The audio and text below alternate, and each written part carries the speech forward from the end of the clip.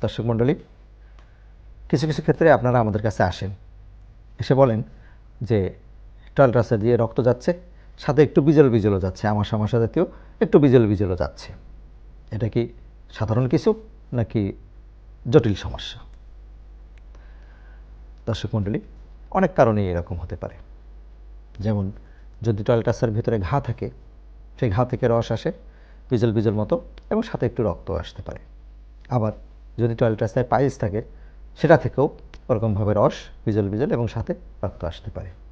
আবার টয়লেট রাস্তার ভিতরে যদি ক্যান্সার থাকে, সেটার কারণেও কিন্তু আসতে পারে।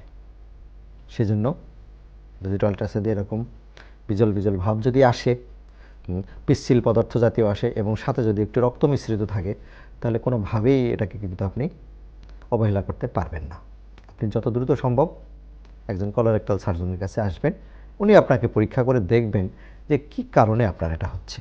কারণ আপনি বুঝলেন যেটা কিন্তু অনেক জটিল কারণেও হতে পারে, আবার পাইলস কিংবা অন্যান্য ছোটোখাটো কারণেও কিন্তু হতে পারে। কিন্তু অবশ্যই এটা নিরূপণ করা দরকার যে কী কারণে এটা যাচ্ছে। সেজন্য অবহেলা না করে অবশ্যই কলোরেক্টাল সার্জনের পরামর্শ নেবেন। ধন্যবাদ।